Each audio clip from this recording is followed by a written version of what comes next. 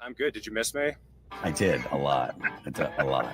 I really don't want to get your channel deleted, Reed, but you're asking for serious trouble if I answer that question.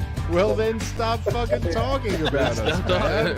How much perceived value do you think we will lose? Well, I mean, we lose a lot. The establishment Republicans are not Republican in name only. That's what the GOP is. So many people want everyone else to come to libertarianism the same way they did. Right. The slave mentality is praised. All right. Thanks, I want Mike. your phone to blow up with notifications every time the show is on. Thank you, Reed.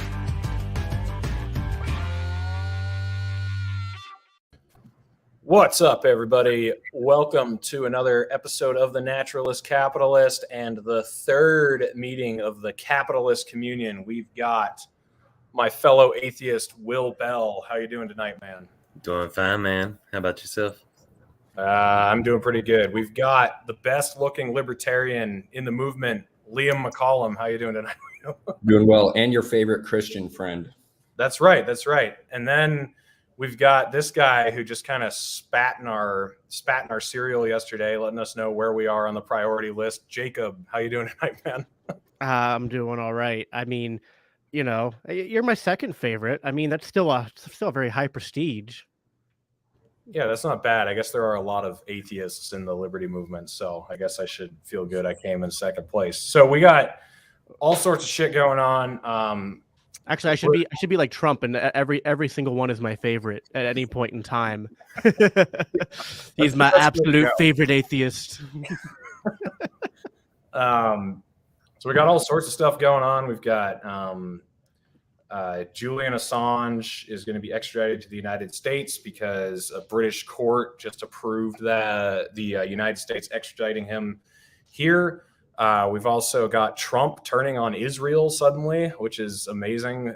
Definitely didn't have that in my 2021 card. He was shit-talking Netanyahu yesterday, but today, I don't know if you guys read that article I sent, but he was saying that, Israel doesn't want peace. I tried to talk Bibi into it, and I honestly think the Palestinians are more reasonable than the Israelis. That's like, what? So that's pretty crazy. Then we've got abortion, going through the Supreme Court with Roe v. Wade. And then we've also got the Ghislaine Maxwell trial. And then we've got important shit like, private playground theory. So we got all sorts of stuff to discuss. But I was figuring we start with Assange since that's like the most recent big development. But Liam, why don't you give us any insights you have on what happened yesterday with Assange's case? It probably doesn't look. Who do you think is going to live longer, him or Ghislaine Maxwell, who's going to be pronounced dead from suicide first? Honestly, I think that it's really likely that Ghislaine just gets she might even get off. I mean, the prosecution rested pretty early, and from what I've seen, the arguments haven't been really good. And we all know that, Combs' daughter isn't on the case too. So I'm pretty worried about it. And like we talked about in the last one, the way that the media is magnifying glass only focuses on a little speck, it's so narrow. It's just extremely concerning. No one's really going to talk about it, and we're going to forget about this case and really learn nothing from it. But with Assange, the thing there is the lower court said that the reason that he couldn't be extradited is because U.S. courts are so brutal that he would kill himself or he would die.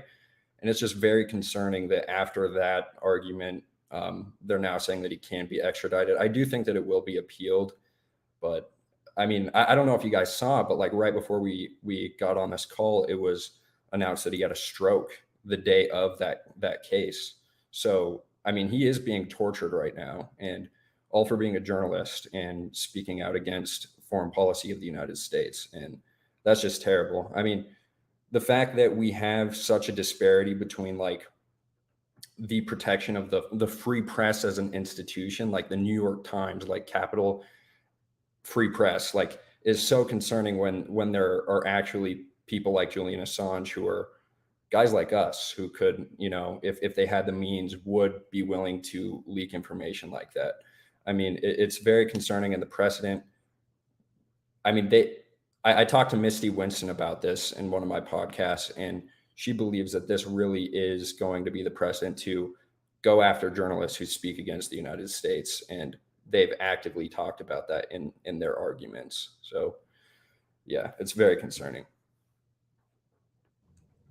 Yeah, I mean, I don't think there's any hope for him getting released at this point. I think he's pretty much a dead man. I mean, yeah, I didn't really understand the sentiment of people who thought that Trump was going to free him, because he and Mike Pompeo were the ones who tried to get him arrested. It's kind of like, why would he suddenly flip and want him freed? But there's absolutely no way it's happening under Biden. And Glenn Greenwald put this piece out describing how it's years at best if he ever is going to get out at this point. So I don't think it looks good for him in the long run. I don't know if Will or Jacob, you want to add anything to that? I mean, we just got to wait for a president to need some kind of like political win, and I'm sure they're going to prosecute him. I mean, the federal government shown no remorse or anything about him. And I'm kind of disheartened on public discourse too. They just ignore it, or you have the occasional shit lib that I don't understand how their take can be so hateful towards the dude unless they are just completely that propagandized. I don't know, but I guess the best hope, like Liam said, they're going to appeal it, but I don't see that doing anything. It's just going to prolong it, and he'll get here, and hopefully we have, some kind of public discourse down the road that gets him free, before he dies in prison. But it's bleak, and people's opinion of him is either just ignorance or some kind of like assumption that he's a bad dude. He's a Russian asset.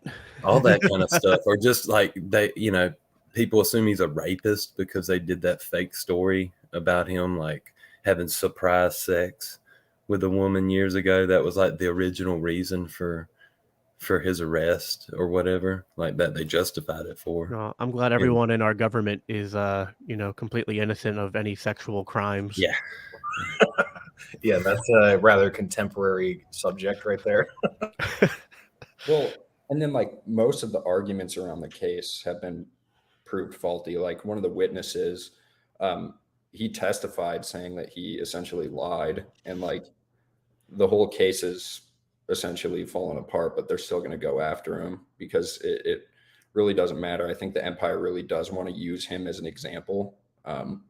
I think that that's really what this has become. And it is pretty terrible because when you're talking to people, it really does. They treat him as if he's something different. Like he's the whistleblower. They treat him like he is the whistleblower. And obviously like whistleblowers should be defended too, but there is a really big distinction between being a publisher and being a whistleblower.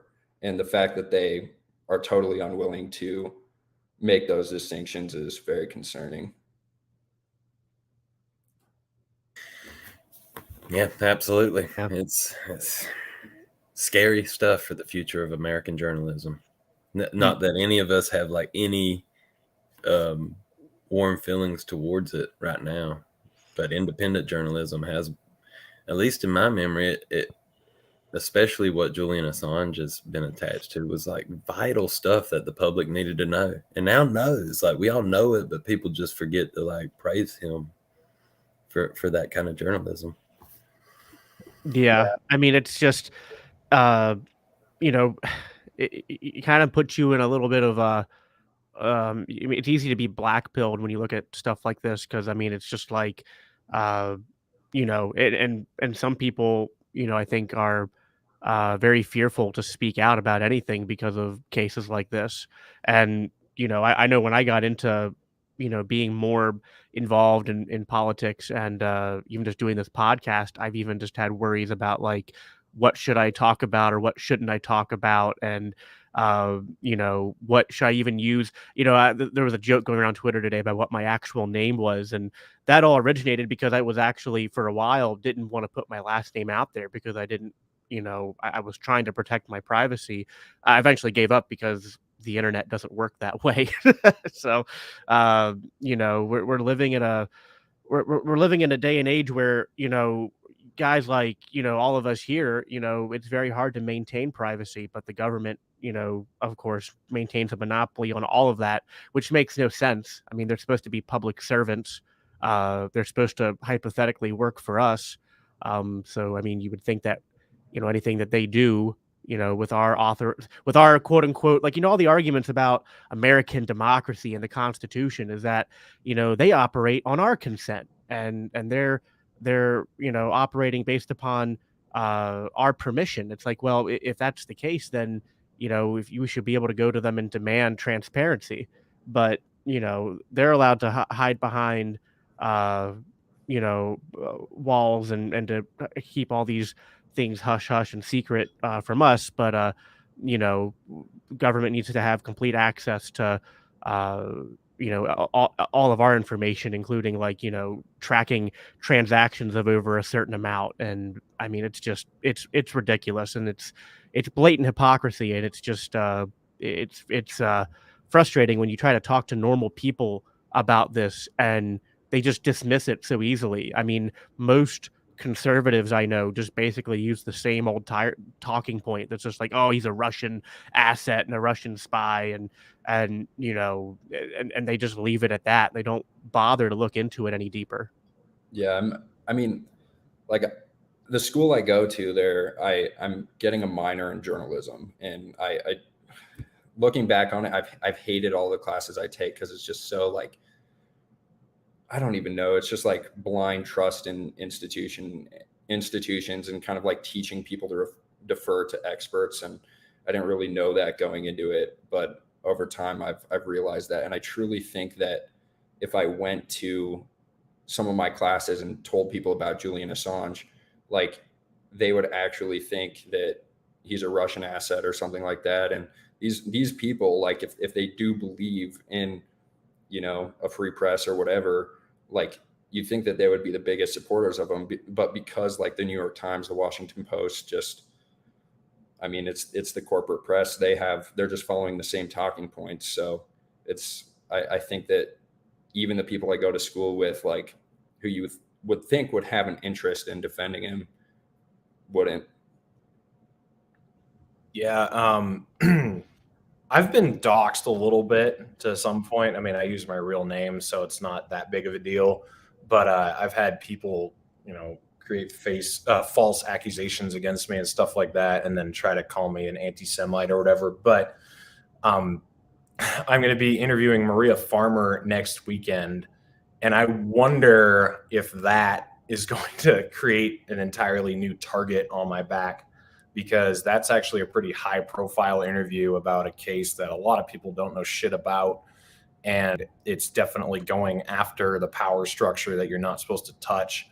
So I've thought about that. Like, is that actually going to make a difference? Am I suddenly going to be on lists that I'm not on now? I don't know. It's just, it's weird. I bet you are going to be. Like, Maria Farmer, that's a big deal. And she's pretty much the most high profile Jeffrey Epstein accuser, correct? Like, as far as that's been out there in the public. And yeah, I've seen on Twitter, like, her exchanges and stuff are kind of like surrounded by bots that, it's not normal people like commenting like this about the Jeffrey Epstein case and the Maxwell family and all this kind of stuff. They're just there to muddy the waters about these conversations. And I mean, we've seen it, like, with the entire Maxwell trial. It's the Atlantic is just putting out, like, all this weird propaganda that makes you kind of, like, suspect that, be almost sympathetic to Maxwell in weird ways. And then you see pictures with the owner of the paper with her and Maxwell, and you go, okay, that makes sense. And it's not just the Atlantic; it's all of our journalistic institutions and political institutions and scientific. They've creeped into all of the power structures, and I mean, it's obvious what this is about. Yeah, I don't know if you guys saw this, but there was a video of Brian Stelter. I think it came out yesterday. He was interviewing a woman who heavily reported on the Epstein case and the corruption behind it. And, like, I think that she's pretty, she really wants them to come down, and she's not trying to hide anything. But Brian Stelter's whole argument and every single question was centered around how the media isn't actually covering up the Maxwell case, and they really do want to get in. And the reason that information isn't out is because of these federal laws. But like, he was focusing so much on the fact that the media isn't covering it up that he was in a sense covering it up, because instead of using the minutes to like actually talk about what Epstein was doing and what Maxwell was doing, he was like, oh, we're not the bad guys, we're not covering this up, like these conspiracy theorists are. And that's all he was doing, is just reacting. He was just being a reactionary, when he could be, like we talked about in the last interview, he could be emphasizing how depraved these people were, and like just magnifying it. Like, why aren't they calling them pedophiles to the extent that they were calling Kyle Rittenhouse a white supremacist? Like, you could be, it's not about how much you are covering it, it's about the vigor with which they're covering it, and they really aren't. They aren't covering it at all.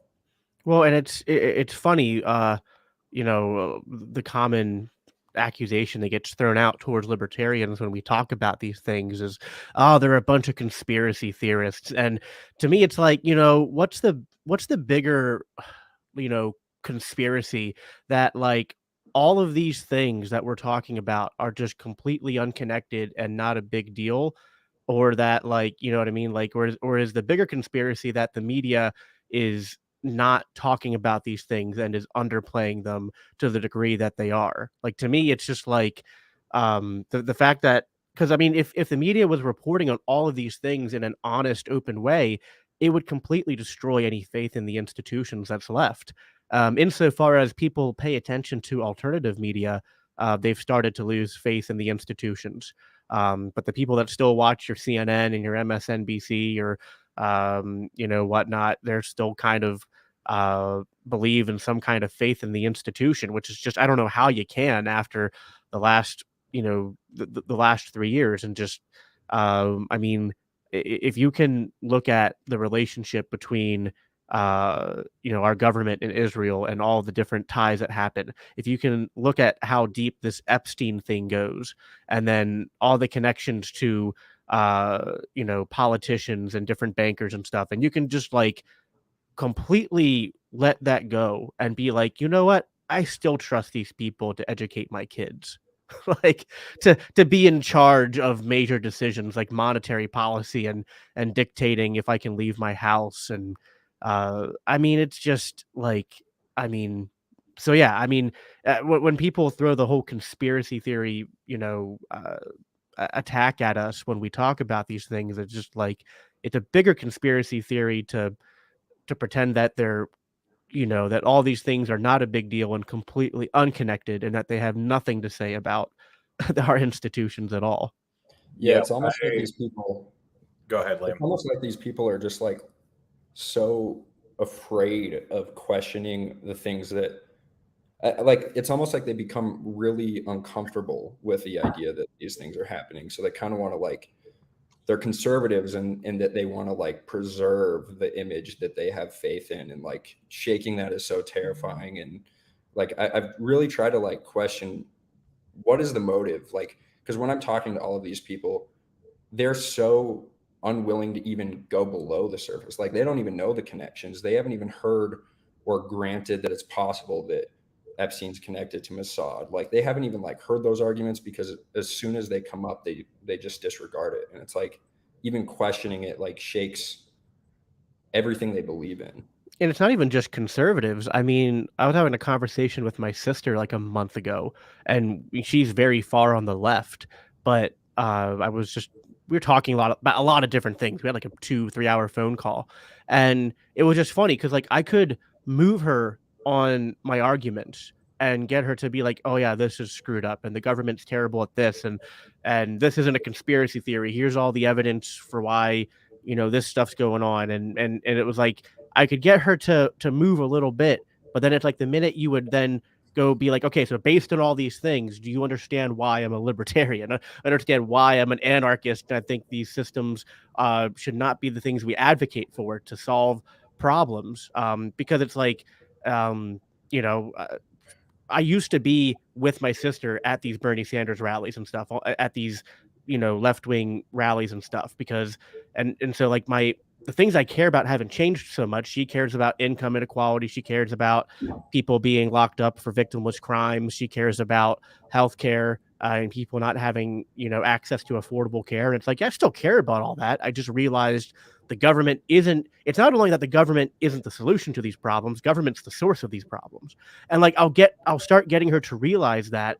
But then it's like the minute it's like, so like if you take it to like the micro level, I can get almost anyone, whether it's on the left or the right, to agree with what I'm saying at the micro level.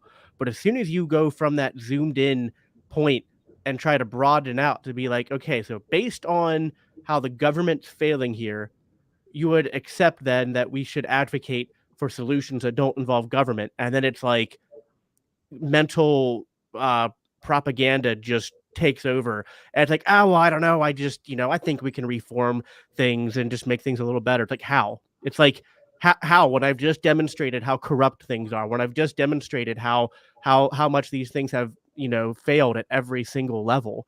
It reminds me of that like SpongeBob meme where it's like Man Ray and Patrick, and it's just like, it's just like bringing someone through a logical, like, step by step. It's like, so if we print money and it causes rapid inflation and people's savings don't meet inflation, then and the rich are able to keep up with inflation because they can, play stock market, insider trading, get special favors, then nothing we do is going to fix income inequality, right? Like, yes. Okay, therefore, we should stop trying to use the government to do welfare and to fix the economy. It's just like, oh no, I think we need a social democracy. It's like, it's just, it's like, I don't understand how people do that. And I've just come to the conclusion that people, they don't rationally come to most of their conclusions. They literally just parrot what different, whether it's they're parroting what their friends say, or they're parroting what some person on the news tells them, or some person on Twitter tells them. And so it's just, it's an uphill battle to try to change people's minds. Not impossible, but yeah. I just want to answer your question, Clint. Capitalism might be a side effect, but your boner is mostly just because I am in the stream. Just letting you know, that's why you're having that reaction.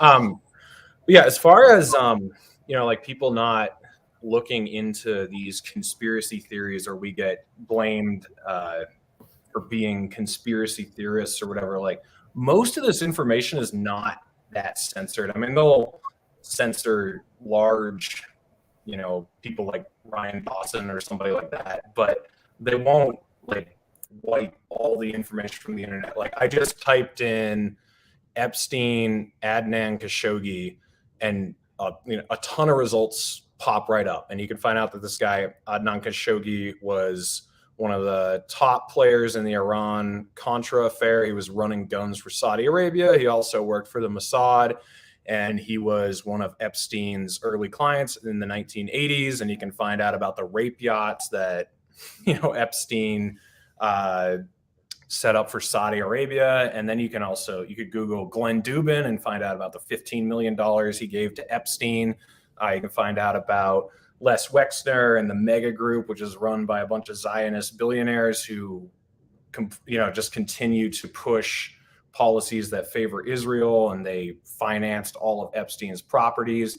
You can find all of this stuff out easily, but you're disregarded, and this is sort of a controversial take amongst some libertarians, but I think it's actually because of the sensationalists that you see so much of this turnoff. And, we used to all be Christians here, but when I was a Christian, the biggest enemy was someone who would claim Christ, but then be a complete asshole or be a complete moron. It was the people who were kind of close to home that would cause the most problems, because they would turn people away from you. It's kind of that thing, like, it's not Christ, it's the Christians that, muddy the message. I think the same way with a lot of this stuff. Like, I think the Alex Joneses and, people like that who just, I am, with this Epstein shit, I'm basically convinced that QAnon was a CIA psyop. And whether or not the people who were pushing it were literally paid by the CIA or they were just useful idiots. I mean, talk about a movement that can delegitimize reality, I mean, because this is really happening. The Epstein shit is real, and there's a ton of links to prove that it's real. But if you can talk about lizard people worshiping Satan and drinking children's blood, eating pizza in basements or whatever, like you have just completely, you've completely delegitimized the idea that any of this could be true. So Yeah. I think that like the retards and the sensationalists are actually a bigger enemy to truth than the establishment media. Because who really believes CNN anymore? I mean, you have some retard normies who do, but most people, even like a lot of Democrats, realize that the news is slanted and that it's not being truthful.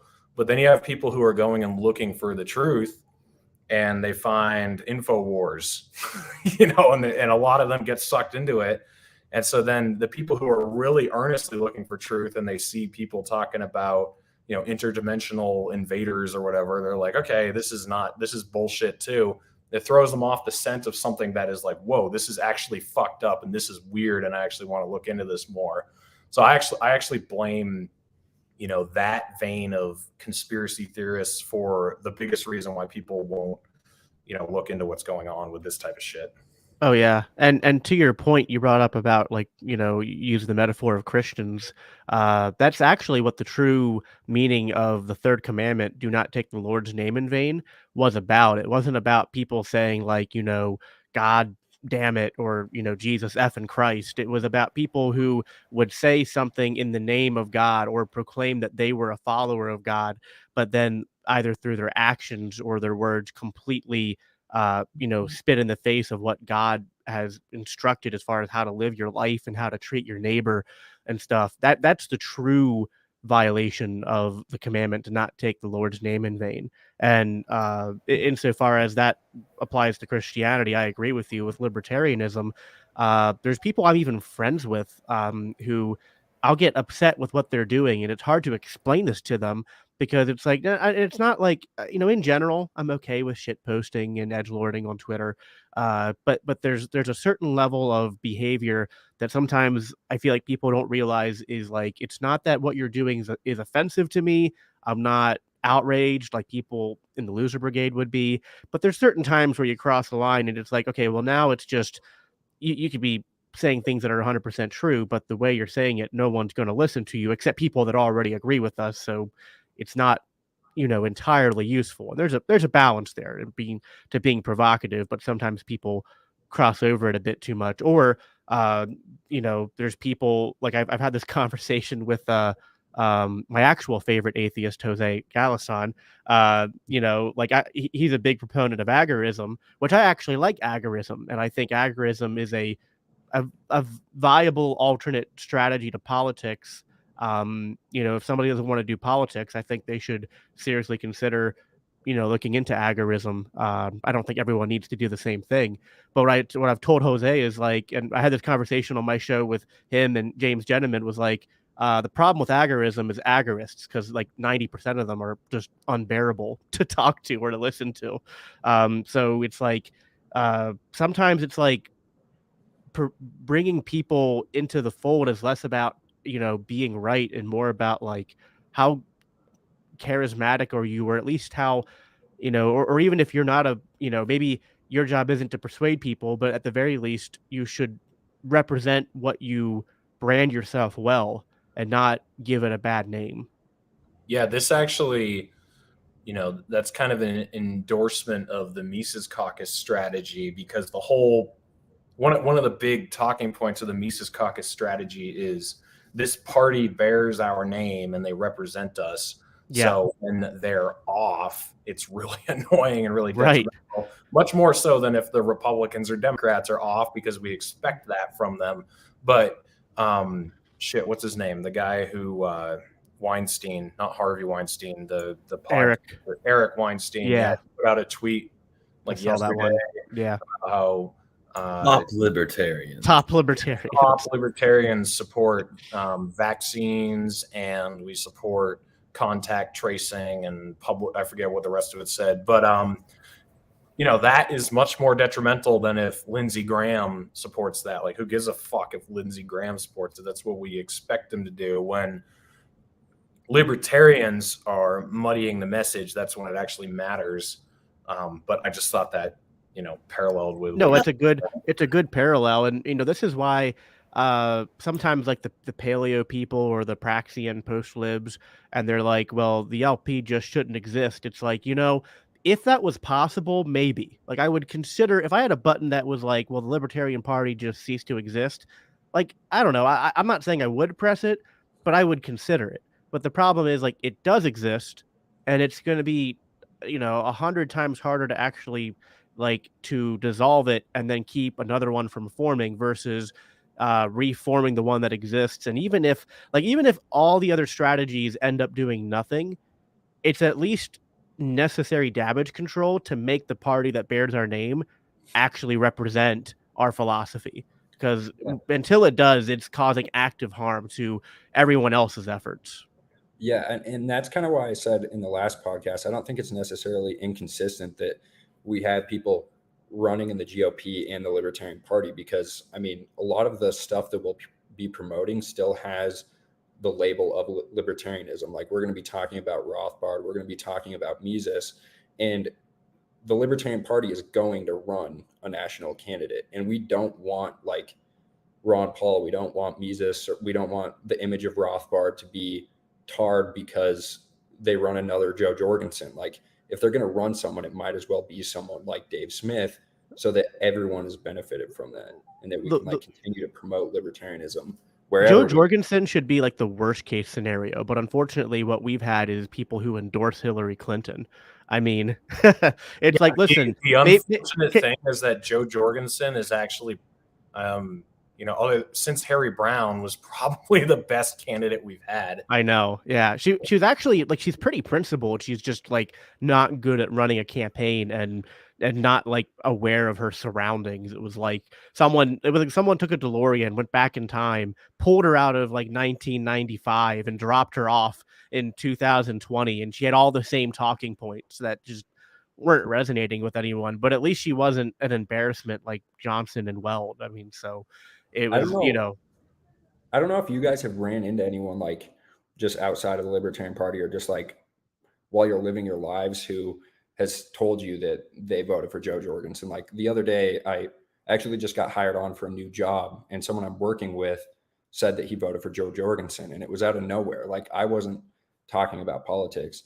And something that I thought right after that is, like, if everyday people that I run into were attracted to Joe Jorgensen just because she wasn't like Donald Trump or Biden, could you imagine what it would be like if we had any of the three front runners for the Libertarian Party up there? Like, obviously we all want Dave Smith, but, like, if it was Dave Smith, Spike Cohen, or Justin Amash who, like, could actually run a campaign, I mean, it's crazy how many people I think we could bring in. So I wanted to ask you guys this. I was pretty, like, hardcore for Justin Amash until January 6th. That's what kind of did him in for me. Like, what happened January 6th? He just, I mean, he didn't go, like, full retard about it, but he did, like, condemn it strongly, and he talks about it all the time about how horrible it was. And I don't know, January 6th has kind of become my litmus test. Like, if I ask you, well, let's just go around. Will, what do you think about January 6th? It was funny. I mean, basically, I understand. Like, I want to defend Justin Amash. I do. We've all boo this man. He still cares about, or he still believes in America and the American government, and I really want that too. I try really hard to still believe in the ideals of this country or whatever. And he is the best example of a libertarian that's not an anarchist. I think Justin Amash would be the best president that the libertarians could have. For sure. But I just don't think we're going to have a president. So it's who's the best candidate, who's the most exciting person. But Liam, what's your thoughts on January 6th? How would you describe it? I mean, I think it's hilarious too. I do think that it's there are like some of the people that we're going to want to attract, and the people that we're going to want to meet where they're at, like probably do think that the idea of attacking their like religious temple is terrible. And I mean, the truth is that there are a lot of people like Justin Amash, even Ron Paul wasn't an anarchist. Like they were going to want to attract like the Rand Pauls, the Massies out there. And I mean, I think it's hilarious, but I know a lot of other people don't. And it's kind of like the libertarians out there and all the left libertarians, if you want to call them that, like they're going to turn off a lot of people that we're going to want to attract, but like so is very, I don't know, celebrating stuff like that. I think obviously like the memes and like joking about it is hilarious and that's fair game, but I don't know. All right, Jacob, January 6th. What's your thoughts? It was an affront to our democracy. No, I mean the thing that, and I agree with what you said, Reed. And to me, it was like, I don't know if I would say it was funny. It was just kind of like, oh wow, that happened, and I was like, okay. I mean, like I didn't really care. I was like, it seemed kind of dumb, but also like I wasn't offended or butthurt by it. I was like, okay, like I wish they would have stormed the Capitol. In Minecraft, of course, I wish they would have stormed the Capitol with, like weapons, and I wish they would have stormed it for like there's 270 years of reasons that we should have been storming the Capitol for. And I don't know if the reason that they decided to storm the Capitol on was, anywhere in, even the top 100 reasons. But yeah, I was definitely not offended like they were on some holy ground. Or David Brady made a comment here, make politicians afraid again. And that was like the essence of what Amash was saying that really bugged me. He was like, it's not good that that politicians should be afraid for their lives from, people with guns who are upset with them. I was like, Yeah, that's like as much as I like Justin Amash in a general sense, but that's like one of the most anti-libertarian sentiments I've ever seen a libertarian say. To be like, oh, it's bad for politicians to be afraid for their lives if they are, authoritarian and tyrannical. It's like, have you read the Declaration of Independence ever in One your point- life? One point on that, though. I agree with you in spirit. Like, we want them to be scared of us. We want them to not be our bosses. They're our servants. But the last time they were scared, the war on terror happened, or COVID. Like that. This is what happens when they get scared, is they pass legislation, and we suffer for it.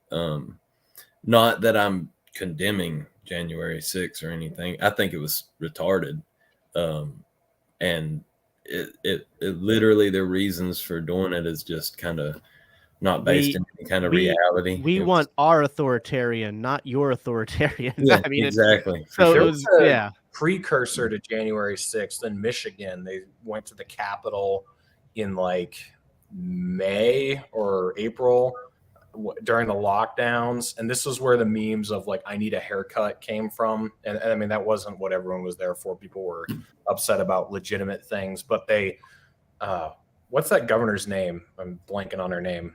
Whitmer. Yeah. They basically, that one, they actually brought guns and they like went inside the Capitol building and were like, fuck you, open up the economy. I thought that was pretty based. And I even remember during the libertarian debate, it was the only one that Justin Amash was in, and he was condemning it in that debate, and it really fell flat. Like I think even Vermin Supreme was kind of like, huh, what? Like, I just remember Justin Amash being like, yeah, no, we don't support like any use of force against, to gain political means. And it's like, yeah, not against innocent people. But that's what pisses me off, is when there's this conflation of innocent people with, your governor who locked your state down and wouldn't let you, you wouldn't even let you go buy building supplies to work on your house while you're locked down for a month and a half or whatever. Like, I don't know. I just did a video with Top Lobster the other day, and we were talking about a cowardly interpretation of the non-aggression principle. And I feel like that's what that is right there. It's like, wait, so if our governor forcibly locks us down, doesn't let us work, we're not getting proper compensation from the government to stay home, and we're not even allowed to go buy painting supplies to remodel our bedroom. Like, what the fuck? I mean, if people rebel against that, I don't think that that's using violence to attain political objectives, because I think that specifically applies to using violence against innocent people to obtain political objectives. I don't know. That's my but look at the tax rates that existed in the American colonies when 1776 happened, and compare them to now. Like nothing else. Like compare the tax rates of then to now, and it's just like it was and 3%, then try right? 3% T tax and some yeah. excise I mean, tax. it was no, it wasn't. I don't think it was percent. I think it was like a cent. It was like a 2 cent or 5 cent. It wasn't even a percentage. It was like just, it was like, you know, a cent tax or whatever. I could be wrong, but it was just astronomically low. Actually, it's funny because it's like if I existed in a state where the taxes were that low, I would just be like, I don't know, like this is probably as good as it gets. You know what I mean? Like, I mean, I'm as anarchist as they come, but I'll take a radical minarchy where it's like my taxes are literally like, you know, like all my like the only taxes I pay, it's like, oh, if I want to go buy tea, I have to pay an extra 3 cents, and that pays for that's all my taxes for the year. It's like, okay, like, you Fuck know, that. Kill the king. kill the king, Kill the right? king. I mean, like on a on a philosophical level, all taxation is extortion. So like I'm still against it, but like, is it, you know, it's like they you know, rallied an entire war against that, and Justin Amash is just like, oh, during the context of the, you know, the most authoritarian that the American government has ever had, you know, instituted on the American population, and during America is basically the equivalent of what Britain was back then. We are the new Britain. We are the world's biggest empire, and it's like, oh no, we shouldn't be making politicians feel afraid. We gotta think about the real feelings. They were so scared. It's like he really pissed me. I eventually forgave him for it, but I was really like anti-Amash for a lot of months after that. I was just like, fuck this guy. No, Go ahead, Liam. I was thinking like in 2024, it would be hilarious with like how much, I guess, short-term memory loss the left has, and just how opportunistic they are, that like if Donald Trump wins, like they storm the Capitol, and it's like January 6th never happened at all. Like I could totally see that. There's a universe where that happens. Black Lives Matter storms the Capitol, right, because of the far right Republican. By the way, I stand by my tweet that I made on January 6th. At least the right wingers attack the correct buildings. I stand right. Yeah. If Black Lives Matter had just burned down the police station that Derek Chauvin worked at, I would have cared. Nothing bad to say about them. I've been like, fine, like you went after the power structure, but I think my timeline might be off, but I think they waited like 3 days to go after the police station, right? It was a couple of days. They were burning Arby's and, you know, local businesses and flipping cars over. You know, you lost all your sympathy right there. Like if you had just gone and burned down the police station, I would have been cheering you on. And like you guys have said, like I still don't believe the election was legitimately stolen. I think there was some fraud, and I think it was rigged by the media in a lot of ways. I've not been convinced that ballots were manufactured overnight.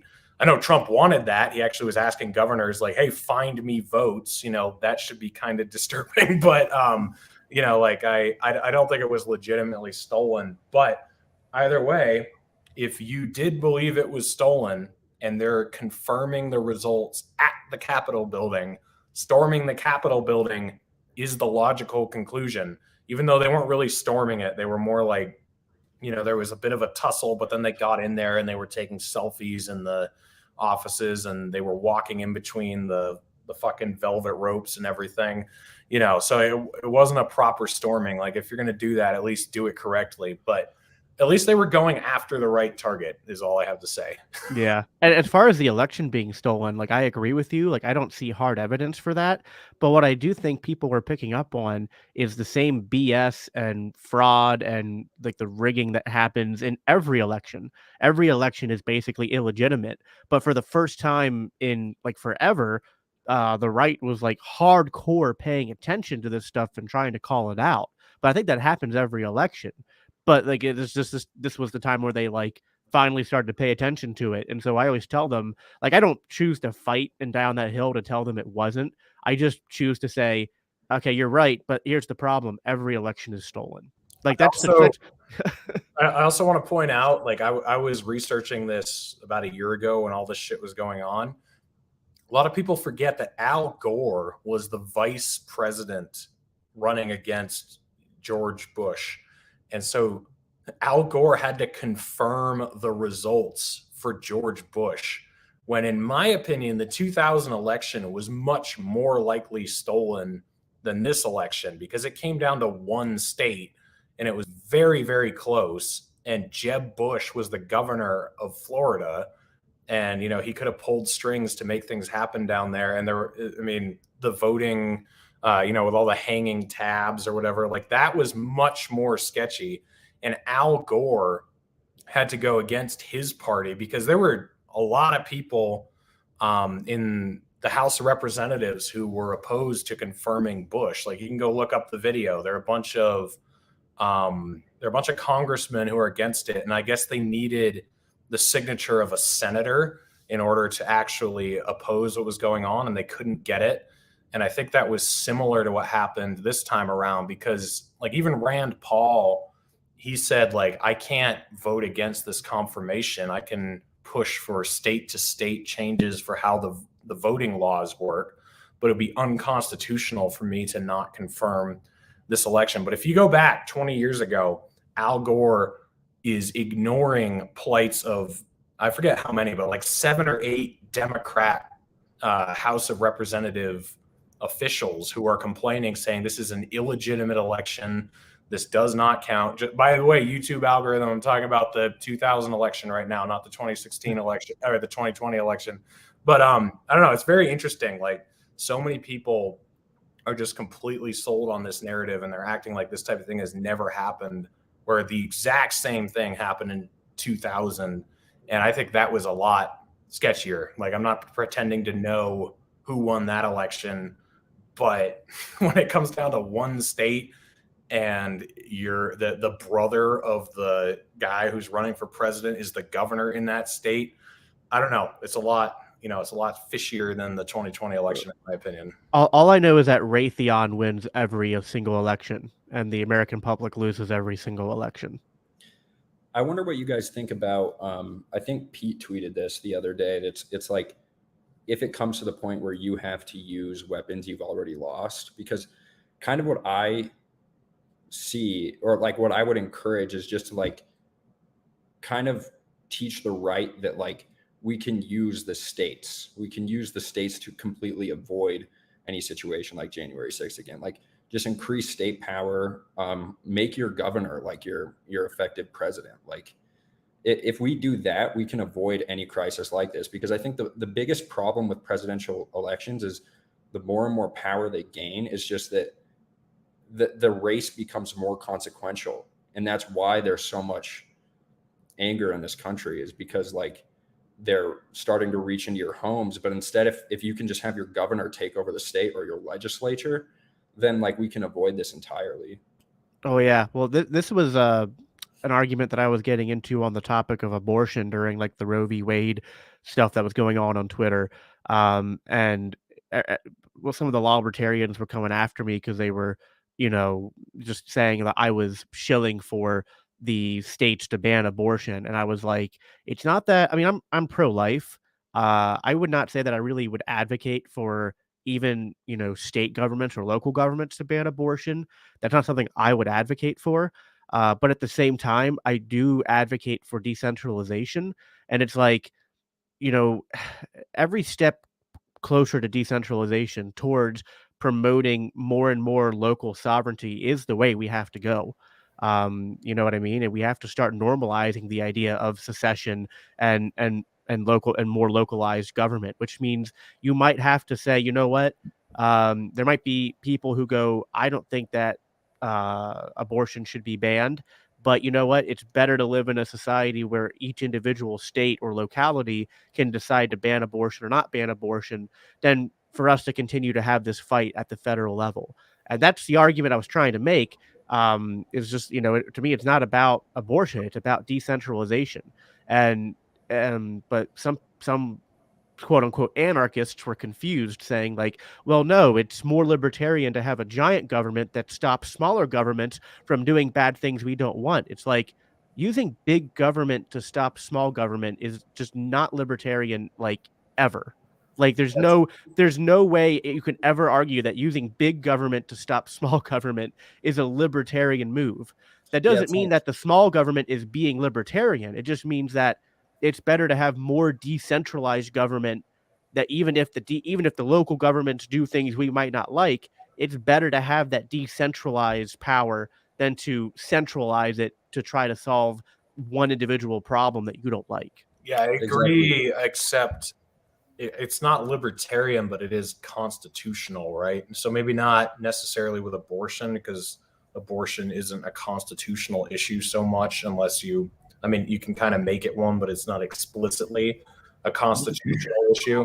But like with the Second Amendment, ever since we ratified the 13th Amendment, all states had to ratify it. Doesn't that mean that the Constitution trumps state governments in a constitutional aspect? Like right down the line, like this, Hawaii should technically not be able to have strict gun laws because it violates the Constitution, right? Is another way it's technically. Yeah, the 14th Amendment, the way that it's currently being operated because of cases like Griswold. So Griswold v. Connecticut, which was the precedent that essentially led to Roe, they're using this doctrine called it's called substantive due process. So like usually when courts use the 14th Amendment to incorporate rights on a state, they use the Equal Protections Clause. So they say like a state has discriminated against someone, a specific classification, and has deprived them of their rights. But what Griswold versus Connecticut did is essentially they took part of the 14th Amendment that said no state shall deprive a person of life, liberty, and property. And what they did is they defined fundamental rights under liberty. So what we've essentially created is like this opportunity for the court to define rights, fundamental rights, and dictate them down on the states. So, and it's not even a really good constitutional argument, because even progressives like Alan Dershowitz and I think even Ruth Bader Ginsburg hated this argument because it allowed the courts to just manufacture rights. Like you could see, for instance, a conservative court saying that the right to the unborn, the life of the unborn, should be protected under this clause, under the 14th Amendment. And then they apply it across all 50 states. But what's concerning about that, specifically from a libertarian perspective, is that it's centralizing power. What you're essentially doing is like Jacob said, there's like a neighbor next door who's oppressing you, and you're gonna like give up more rights to someone 2,000 miles away to define your rights to defend you against your neighbor, when you could just defend yourself against your neighbor. Like that's the biggest problem here, is that we're allowing 9 justices to essentially determine the future of abortion, and that's effectively what Roe did. Yeah, so obviously I meant the 14th Amendment, not the 13th Amendment. What's the 13th Amendment? That's abolishing. That's slavery, isn't it? That's abolishing slavery. Yeah, my bad. It was very neo-Confederate of you, Reed. Yeah, I'm proud of you. It's going to get clipped out of context now. That's going to be used against me in court. But no, push back a little bit on that, on our conversation on the abortion and localization and all this kind of stuff. This is what gives me pause on our whole the Mises Caucus conversation about abolishing the abortion plank in the Libertarian Party. I know that's not a major part of the caucus, and I don't even know if it's in bit like a lot of writing, but I think there's a balance between what the federal government and the state governments and our local governments are all doing and we're operating under. And I always side with which government is standing up for individual rights. And that abortion gets sticky with the moral arguments around it and everything, but I still think us ceding abortion rights to the states is going to kind of I think it will set people back. I think it'll set our country back. And I think back in regards to just like, I don't know. Jacob, you say you're pro-life. And I get you like that. I hate the terms pro-life and pro-choice because it puts us in this binary. But there are so many situations in which I have no interest in advocating the federal government get involved with people and their doctors and their decisions about their lives. And that don't matter if it's the state of Georgia government or the federal government. I just want it all out of our lives. And I don't want to see the Libertarian Party or us like celebrate for sake of decentralization. I'm all for it in theory, but I think there's like things that we can like take apart as our society evolves to that point. Kind of like the way that like Dave Smith will make the argument about like he's for essentially open borders, but we have to like set up our society to the point where it can take that. Like we're not there tomorrow. We got to get to that point. And right now, like if you look at abortion rates, they are dropping like throughout the decade. Like and not just dropping, but dropping to the rate of like they're getting earlier and earlier because we have ways of detecting it earlier and people are much more informed about their bodies and such. And I think advocating the government involvement in any of this kind of stuff with people and their personal choices within their bodies is not a route that I want to go down. And it's something that I think we need to meditate on. So before you jump in, Jacob, I just want to clarify. So what you're saying, Will, is if the federal government happens to be on the side of protecting individual liberty better than the state government, then that's a net good, is what you're basically saying. That would be where I'm getting at. Yeah, for sure. Just like you're saying, like in the Second Amendment, like it's ensuring our rights, our gun rights. Now, I don't have to worry about that in Georgia, but people in New York, they're getting their constitutional rights taken from them by their state government or local governments and such. And I just think that we got to keep our eye on the prize for individual rights. Like that's where we need to be focused on. I don't know. Well, it seems to me that the Second Amendment hasn't done a very good job of protecting, states from stopping states from infringing on people's rights in that regard. But I think this is sort of like looking at an issue in a microcosm versus looking at the big picture. And like if we were just going to have a conversation about abortion and act like that was the entirety of like everything going on in libertarianism or in the world or whatever, like I might somewhat be inclined to agree with you, and I can kind of see where you're coming from. But the problem is when we advocate for things that give the bigger power, right? And I'm sure you would agree the federal government is like, there's no argument. It's the bigger power compared to the state government. When we do things that set up that bigger power to have more arguments to justify its own existence, we are losing the conversation as far as advocating for libertarianism and advocating for smaller, decentralized, limited government, or what I would want, which is more, localized self-government, self-governance through the market, etc.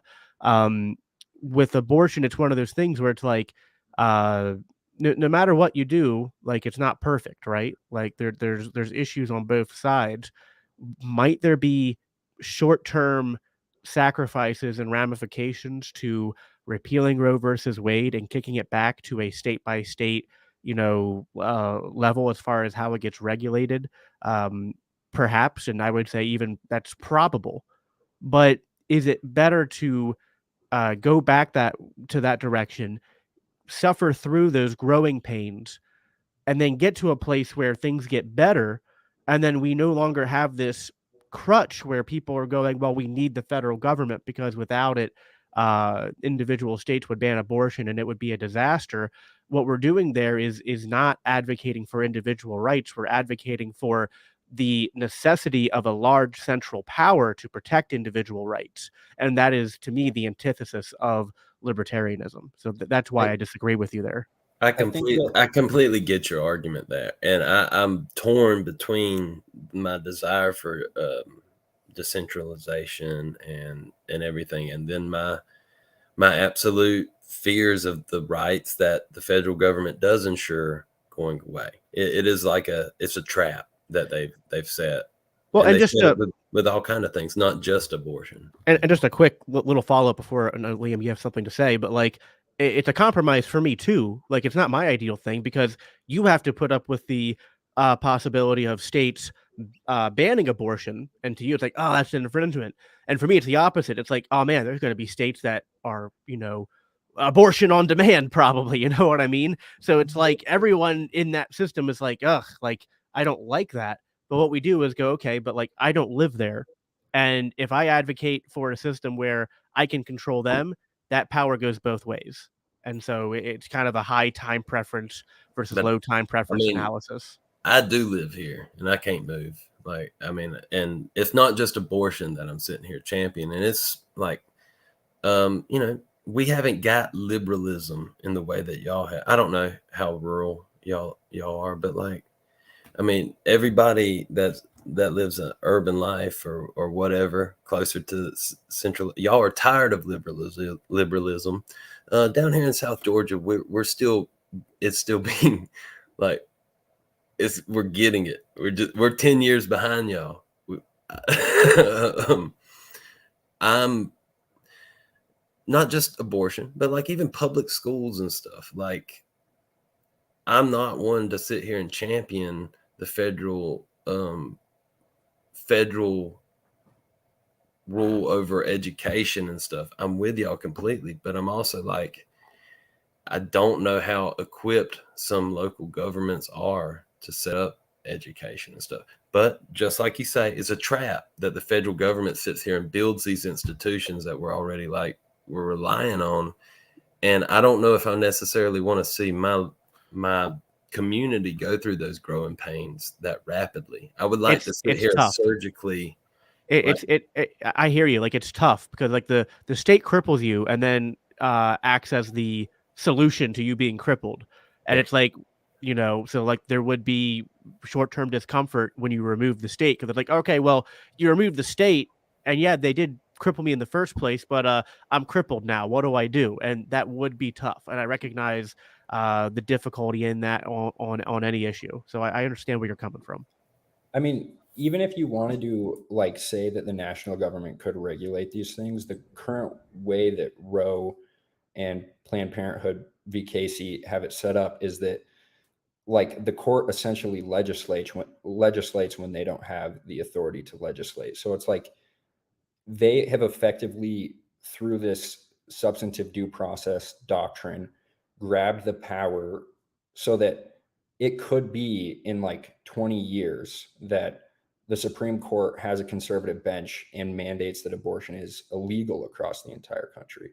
I mean, this was the concern with like the Fugitive Slave Act, right? Like when there were a few Supreme Court cases that actually like upheld the Fugitive Slave Act and like said that Wisconsin nullifying the Fugitive Slave Act was a bad thing.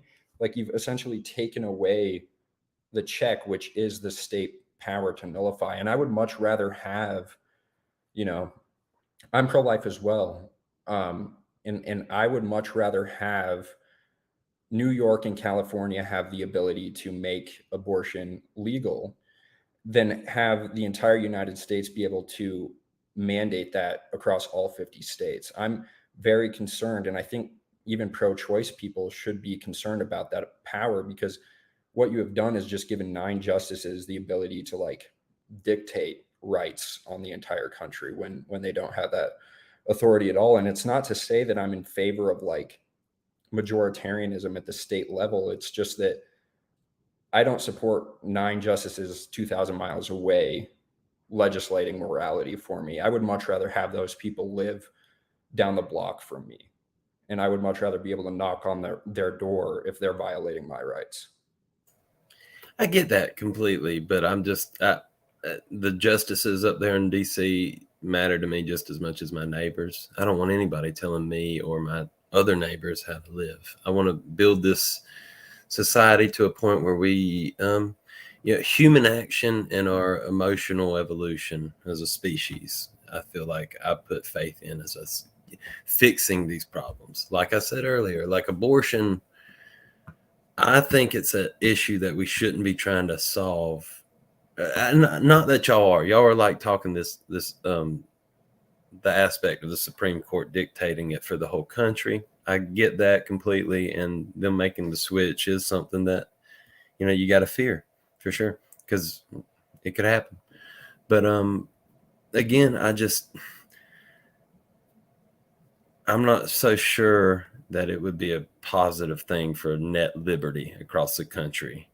Well, you can see like, because I can grant the abortion, the pro-choice argument. Like I can grant that, even though I don't accept it, I can grant it. But I would hope that someone who is pro-choice could like see how there could be a significant liberty interest for a person who is unborn. And like even if the science is like gray or whatever, like the fact that it is a gray area for me gives it there's such a significant argument there where it's like this really should be a local decision, and people who, I mean, we have the right to associate, and I don't think that especially the court has the ability to take such a political conversation right now and like determine it for all 50 states. I mean, I think that I also want the protection of individual rights, but I don't think that the federal government protecting individual rights is the same as, I mean, I put sovereignty, I package that into the calculation for individual rights. And the further up you go, the less individual rights you have, because you're just giving more authority away. Right. And then the other thing too is that when you have that sovereignty higher up, and then you're saying, well, I want that to support and protect individual rights. Well, over half the country views the baby in the woman's womb as an individual that has rights. So then it's, you know what I mean? So they're going to say, well, what about that individual's rights? So it doesn't solve the problem. You know what I mean? It just creates the culture war fighting over that ring of power. You know what I mean? And so the only long-term solution is to throw the ring in Mount Doom. That doesn't mean that utopia is ushered in tomorrow, but like, no, to me, it's just kind of like a no pain, no gain. If we're not willing to make those sacrifices to create a better long-term future and to create more long-term liberty, well, I mean, then we've lost. Like, then the state has us right where they want us, and they can continue to play that game of convincing us, like, yeah, this isn't liberty, but your short-term pain is so great that the solution is just not viable. So I want to pivot this conversation slightly, keep it on the topic of abortion, but kind of change the mechanics of what we're talking about. So take legislation completely off the table, forget about how we want the government or localism or society to shape this issue. Just talk about like the idea of abortion and the idea of ending a life or whatever. So I have actually become more pro-life since I walked away from Christianity. And here's why. When I was I don't know what you guys think about this, but when I was a Christian, I believed that every aborted fetus went straight to heaven because it hadn't been born into sin yet. It certainly didn't have any sort of consciousness where it could make any sort of decision to violate God's law. So I thought every single abortion was a soul that was just pipelined straight to heaven. So yeah, I thought it would be wrong to commit an abortion because that would be murder. But if they're happening, I was like, well, yeah, I mean, I'm against it, like officially, but at the same time, I'm not sure it's a bad thing. It's almost the most merciful option, because if you give a soul the opportunity to fall away from God and end up in eternal damnation, where you could just pipeline it straight to heaven, that doesn't seem like such a horrible, I mean, that seems like a horrible option to like end up giving it the choice to end up in hell possibly. So when I did not believe that anymore, I actually became more pro-life, because I was like, no, you're just ending a life that has the opportunity to be born and experience the natural world and love and, pursue passions and make a difference. And yeah, I mean, that person could end up being a piece of shit, but it's not the same type of consequence you're talking about of burning in hell for eternity. So I just thought it'd be interesting to, kind of explore that with each of you guys, what you think. Like, let's just start with you, Will. Like, take politics right out of it and legislation and everything. What do you think about abortion? Like, just react to what I said there. It's serious stuff, and like I'm with you. I don't know if when I was a Christian I ever put too much thought into the souls of aborted children. Wasn't never my focus as a teenager or whatever. I was not in that mindset, but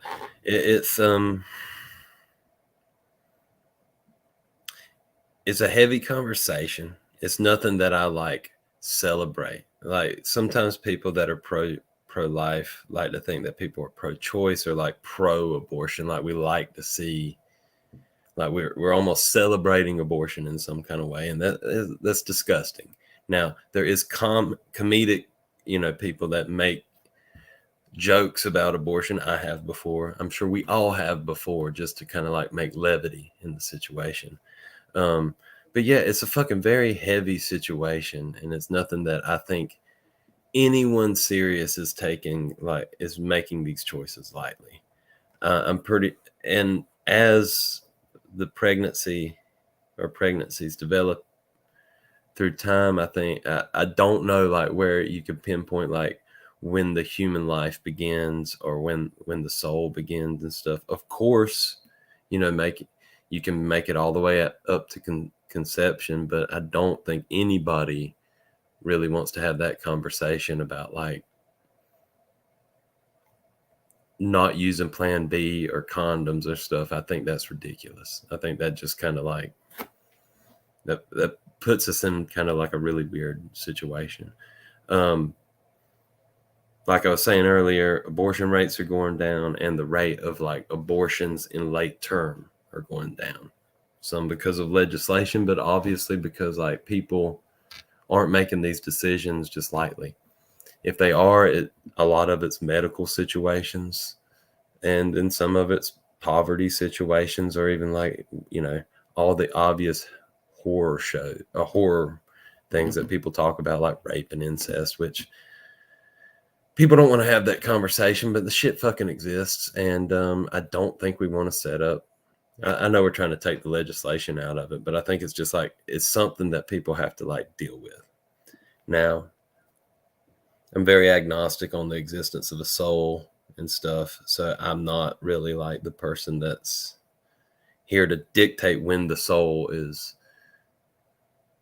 here. I'm more about like our life experience and the suffering of a child. I'd seeing a living baby die or suffer hurts me much worse than seeing somebody like have an abortion. And not to say that that doesn't hurt me or hurt that, but there's a scale to it, and it's really fucked up to talk about that and think about it, but it's the truth. I don't know. So I do actually think that life begins during the process of conception. This is I take the argument. I think it was her name's Carrie Baldwin who went on the Bob Murphy show and made Yes. this argument. It's when it's actually when the DNA becomes its own. So like it's very early on when the fetus has its own DNA, and to use libertarian terms, becomes a self-determinate being.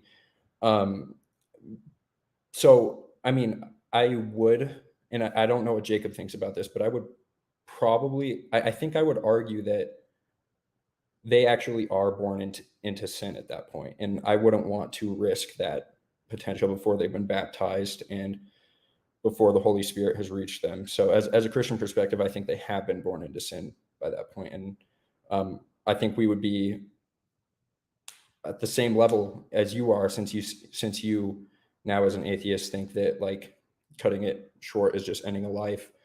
But as to what to do about that, I think is another question, like whether or not we should. I mean, when we use the terms legal and illegal, what are we saying? We're essentially saying that we want the government to use force. And I'm not sure. I'm not sure I'm willing to go there. I'm not sure I'm willing to say that people should be thrown in jail because of this. I think that, so for instance, California has said that if Roe v. Wade gets overturned, they will fund people to come to California to have abortions out of state. So effectively, this would go to a place that was before Roe v. Wade. It would go back to before 1973. I think that it's totally possible that like a nonprofit or a red state says that they become a sanctuary for the unborn instead of a sanctuary for abortion. And they provide incentives and they provide care for pregnant women. Because I do think that there is kind of like this middle ground where even liberals say that abortion is a necessary evil, but they're not willing to celebrate it, right? Like there are some people who do celebrate it, like it's like their fifth abortion, like it's their fifth COVID shot booster or something like that. So I think that there is the middle ground where they would be okay with alternatives like medical stuff that, you know, is able to preserve the baby and maybe give it up for adoption. The current Supreme Court standard is viability, and viability actually is becoming earlier and earlier. Babies are viable at an earlier stage now and can live outside the womb at an earlier stage. So if that's the case, then I think that abortion as a whole is no longer, prohibiting abortion is no longer an undue burden in the sense that there are actually alternatives. And I think that it is such a gray area where, for instance, like if I was driving down the street and I saw something in the middle of the road and I thought that it was a baby, it was potentially a baby, I would swerve out of the road even if I didn't know for certain that it was. And that's kind of exactly where I'm at. Even though I do believe it happens during the process of conception, it's like if I threw away that argument and thought of this simply on secular terms, it's such a gray area here where I would rather be conservative and protect the life if it is possible that it is a life. So let me just ask real quick: Do you think that aborted fetuses do go straight to heaven? What's your thought on that? I'm not sure. I mean, if the Holy Spirit has reached them by that point, possibly, but I can't say for certain. I think it's possible that a large amount of them go to hell too, and that's why I think it's like. See, that would have definitely changed my view if I did believe that when I was a Christian, that I go to hell too. Let's talk about that. Like, really? Like, do you really think that, or is it just kind of like you don't know? I wonder what Jacob thinks about that, because I kind of agree with what you're saying, Liam. We're like, I don't know. Now part of my answer, and I mean, like, my answer does be complicated because I'm probably coming from a different theological perspective than you had, or you have, Liam, or that you probably had, Reed, because I'm a bit more from the Reformed tradition. But it's just like I can't make any like claim of absolute certainty one way or the other. Are they all saved? Are they all damned? Is it a mixture? I have no clue. And Right. anybody who would try to demand God to be like, well, God's evil if he doesn't do X, to me, that's not like, if you're going to sip the Kool-Aid, if you're going to be a Christian, that's not something you can say to God. You can't say you're evil unless you submit to my human perception of a very complex universal problem. Like, that's not how the Christian views issues of morality or views God. On abortion, just to get more to the question, like, what are my views on it more broadly? I mean, I'm pro-life, and I think that it is murder. I've heard the DNA argument that Carrie uses. I don't know if I completely agree with that, just because, like, my hand has my DNA, but if I cut my hand off and my hand's laying there on the table, like, it's not its own entity. You know what I mean? So to me, the presence of the generation of new DNA is not enough to say that's a life form unto itself. For me, it's kind of like a muddy, like, it's somewhere between 4 and 8 weeks in my mind, is when life actually, like, when personhood begins, or at least when we could say it concretely begins. Before that, I'm kind of like Liam, where it's like, well, I'm not sure. I would still swerve away from it if I saw it in the middle of the road, hypothetically, to use that analogy. But I couldn't say, oh, I'm 100% sure. It's not ambiguous at all. It's a little bit ambiguous, I think, from conception up until about 4 weeks. And then I think, for me, I would say 4 weeks is not ambiguous at all. If I'm being I honestly charitable, don't think y'all I would would go see to it 8 in weeks. 4 weeks. Driving down the highway, I don't think y'all would be able to see it. I don't know. I got pretty good vision. No. I mean, Reed wouldn't see it because he's the second best truck driver. But I mean, But I got a question. I don't know whether to call myself pro-life or pro-choice, because, like Tulsi Gabbard would say she supports the Second Amendment, but, and then there was this whole list of caveats. That's how I am with But abortion. do you want the government to dictate abortion, like legislate abortion rights? Do you want the government to? Well, let me finish. Like, I would say, like, I do believe that there's a life there, and if the government's job is to protect life, liberty, and property, then it seems like it should do something. But I think it's just such a messy area where, like you've pointed out, abortion rates are dropping. Abortion rates are actually typically lower under Democrat presidents, I think, right? Isn't that a statistic that's accurate? The type of legislation that I'm not opposed to is like born alive legislation or partial birth abortion. I don't really have any problem with that being legislated. What about you, Will? Do you think that type of thing is ridiculous? No, like the late term abortions, like that definitely gets into an area where I don't support that. I don't know where we go with like legislation as far as us all being anarchists. Right. But yeah, obviously I don't want to see anybody. Second trimester gets iffy too, but our legal system's kind of set there to a point. I get all y'all's arguments, and definitely now, I mean, like, when I say I'm pro-choice, I'm not saying I'm anti-life. Obviously, I want every viable human being to live a wonderful, full life, and I think anybody seriously talking about this situation is. Yeah, we need to get back to where, like, the mainstream pro-choice position is kind of what, like, Tulsi Gabbard had, which was abortion should be safe, legal, and rare. Like, I feel like that should be the pro-choice position that I think that is. I think it is the mainstream. It may be. It's just the loud people, and I think that the loud people often don't represent the majority. But like, here's if I will say, if I was a minarchist, here's the thing, because as an anarchist, I don't want any laws, right? Like, I don't want the federal government to exist. I don't even want state governments to exist. So insofar as I'm an anarchist, I'm just functionally like, I am very red pilled on how bad the state is. So it's like I'm extremely anti-abortion, but I also know the state can't solve that problem. If I was a minarchist libertarian, though, I would probably think that, like a minarchist thinks that the government should ban murder, right? So in the same sense that a minarchist would want to ban murder, I would want abortion to be banned. So it's a little bit of a, it's a little bit of a tough issue.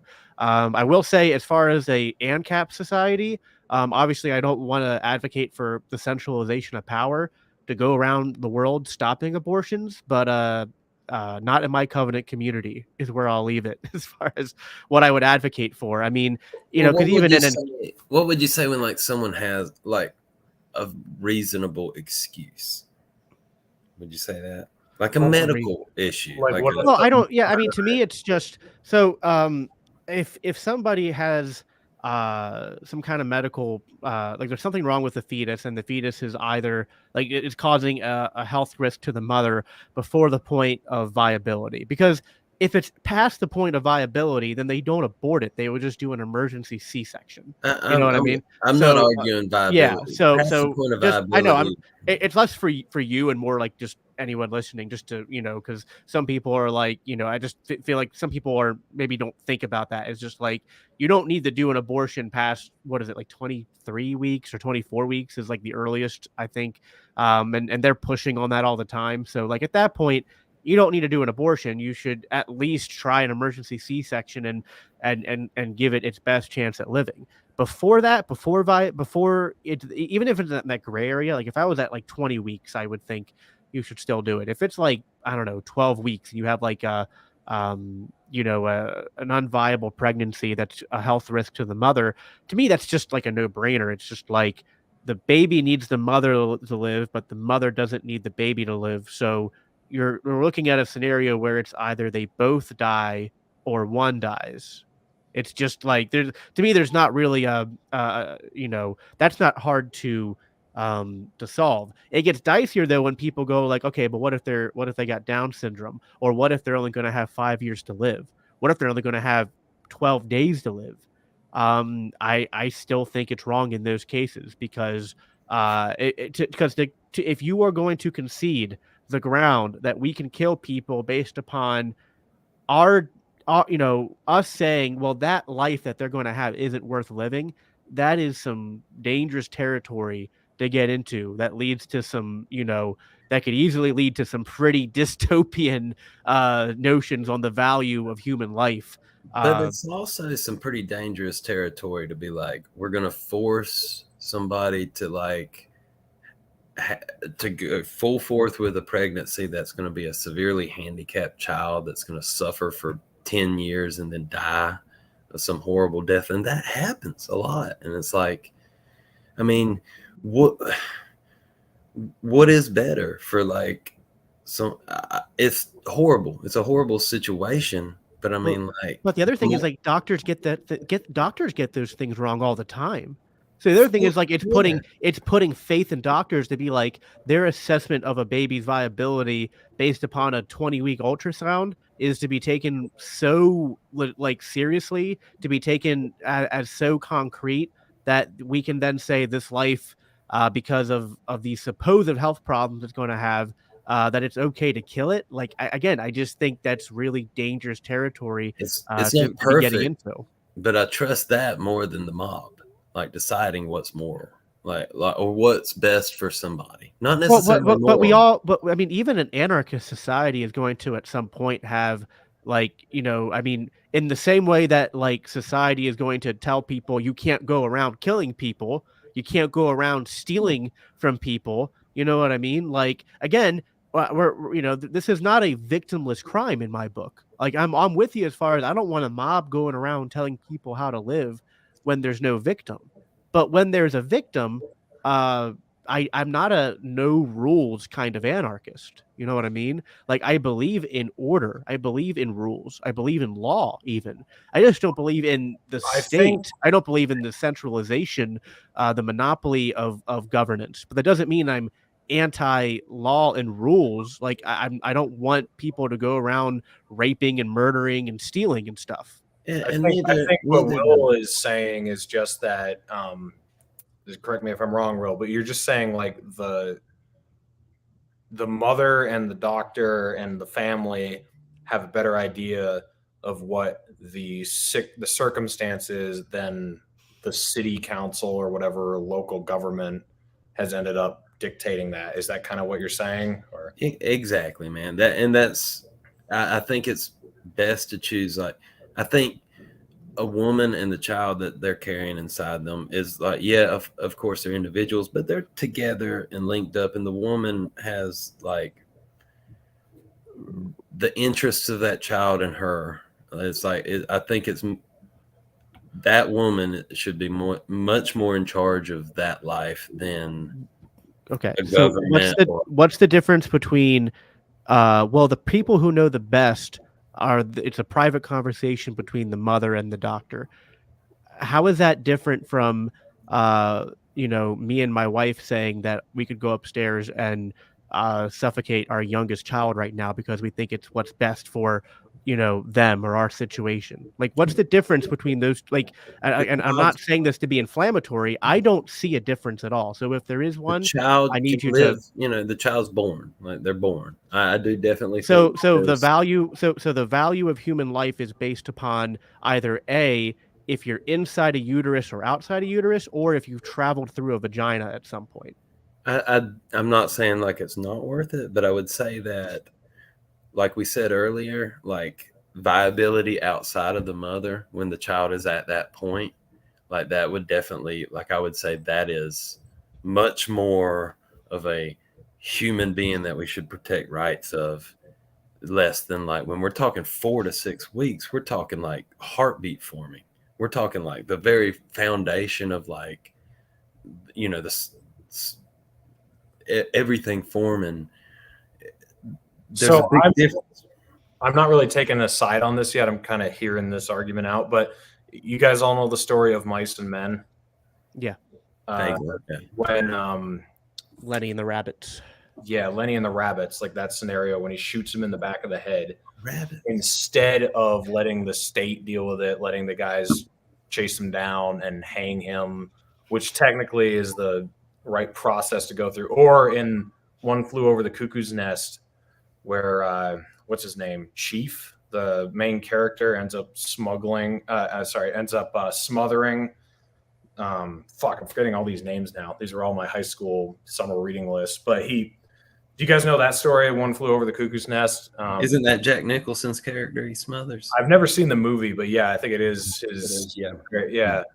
Like, definitely seen the movie. So it's that type of scenario where, yeah, maybe, I don't know, like it would be more, it's sort of an anarchist decision. Like, yeah, that's technically against the rules, but what's better for the Jack Nicholson character to be a vegetable in prison the rest of his life? Or is it better for Chief to smother him and just end his misery? So I'm not familiar with the second story that you cited. So what happens is, I actually forget how it happens, but isn't it from like drug inducement or something? Don't they just shock therapy him or something throughout? Yeah. Or is it like he's in a vegetative state on life support and they have to pull the plug basically?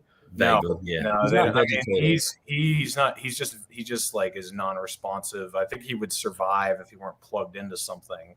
Yeah, he wasn't plugged in, but he was just basically like. And there was no good reason to think that he would come out of it.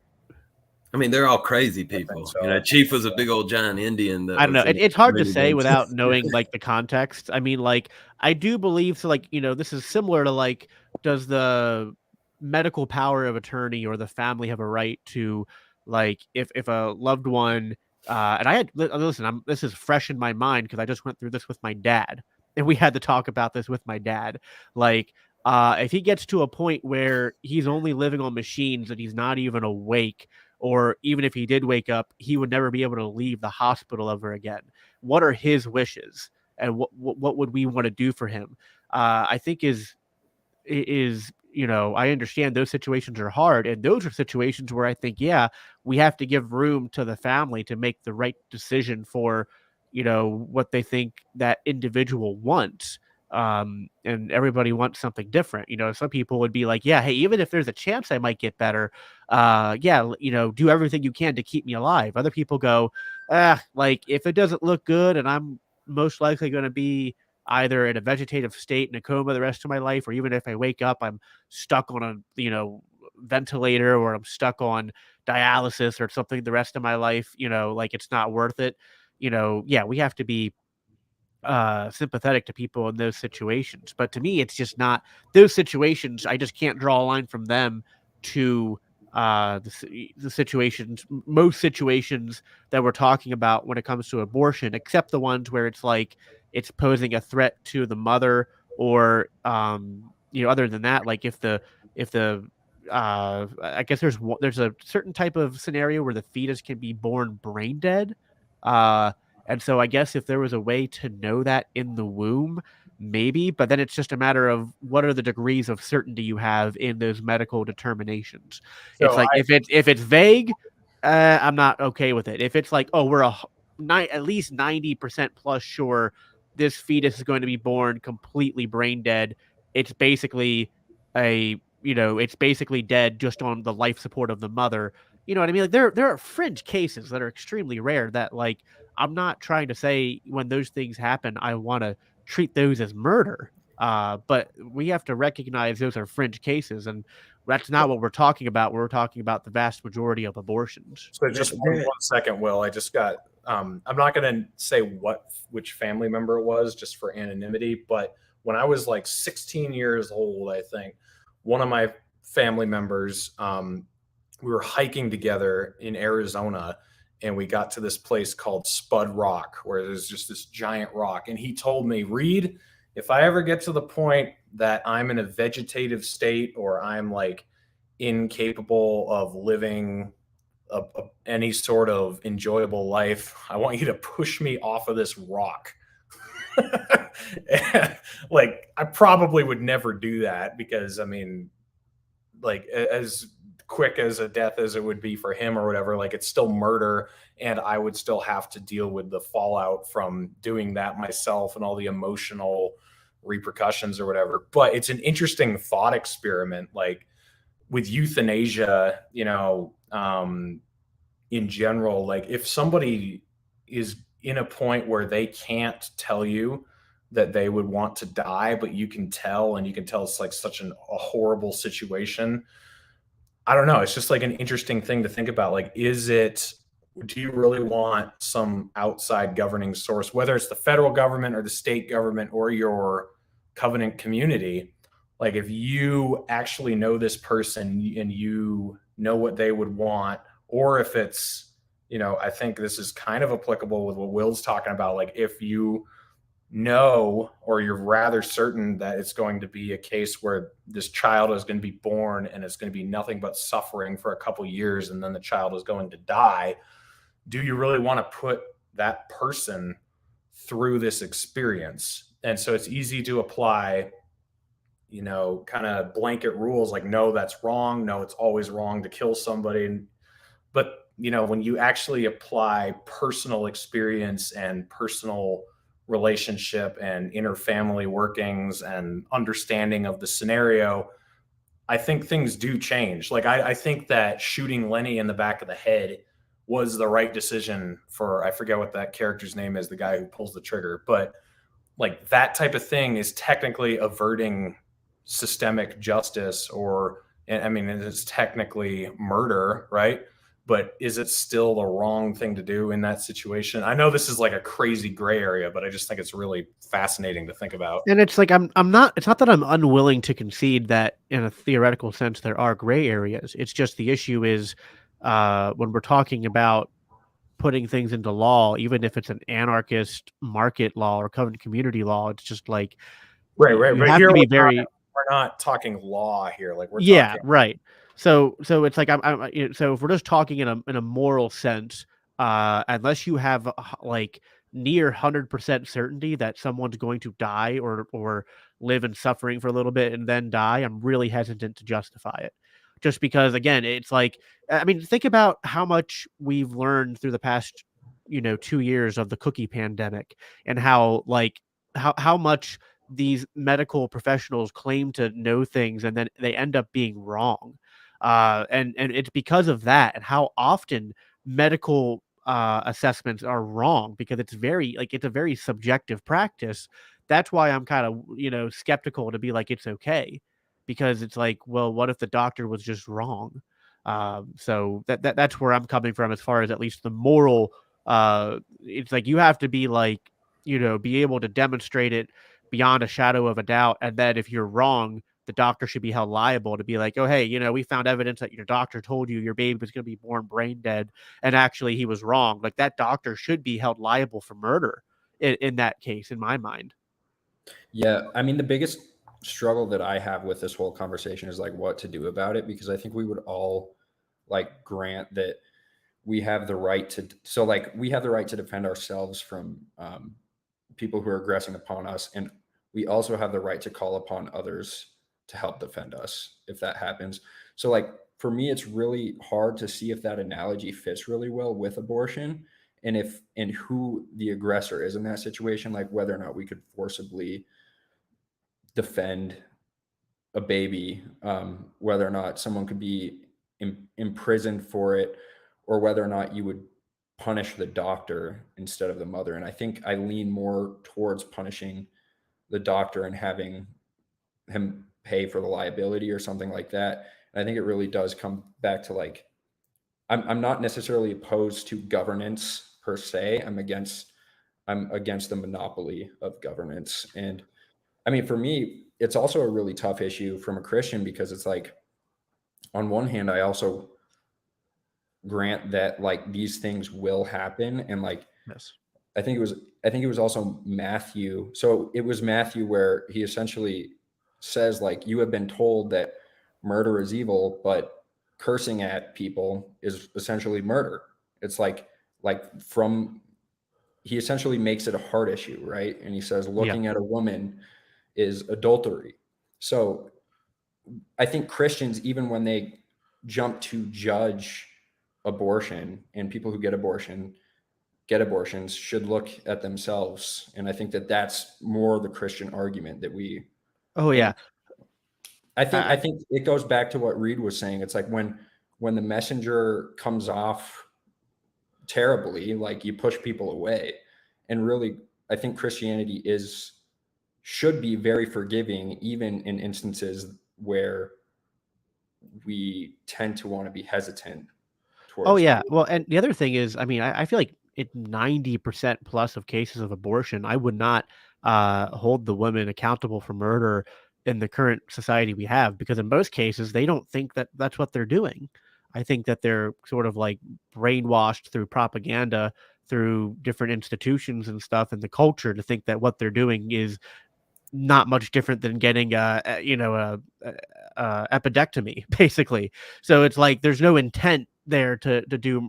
I think they're being deceived. I would hold the doctors and politicians and the institutions that are causing those things to happen more responsible. But even more so, I think that where I come from with abortion, it's like we were talking about this question of like, what are my hardline views on it? And I gave those.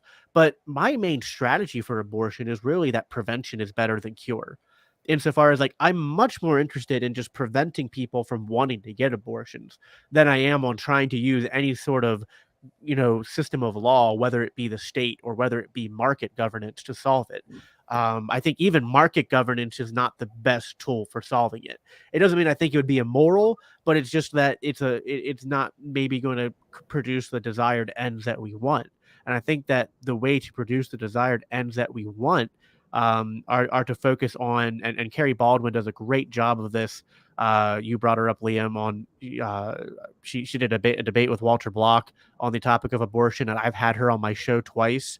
And she breaks down the issue very well, and makes the same point you made, Will, which is that libertarians don't like this and Christians don't like this, but under democratic regimes, abortion declines faster than it declines under Republican ones. It's declining no matter what, but the rate of that decline is greater under when the state is issuing systems of welfare and more support. We, of course, as libertarians, don't want the welfare system to be done through the state because the state's awful at it. It wastes resources. It incentivizes people to stay in poverty and to continue in their bad behavior. But at the end of the day, that statistical reality is there. And so that's why my motivation for abortion is prevention is better than cure. It's a lot better to target the reasons why women seek abortions. The other thing we have to realize too is a lot of women are pressured into abortions. And I would hope that'd be something that we would all be against. That like a lot of women are pressured by the boyfriend or by parents or different family members and stuff to do it. And that, you know, being coerced to do something like that is just awful. And we should I just want to be against that. I just want to throw in here that I'll have to look up the statistic again, but I think the number one demographic of abortions is from Protestant women. Last time I looked, at least, and I think that has a lot to do with extramarital sex and the shame of having to bring a child to bear after you've had sex outside of wedlock. I'll have to look that up just to make sure that's. I don't know if you guys know anything about that off the top of your head, but it wouldn't surprise me because Christians are the biggest hypocrites in the world sometimes.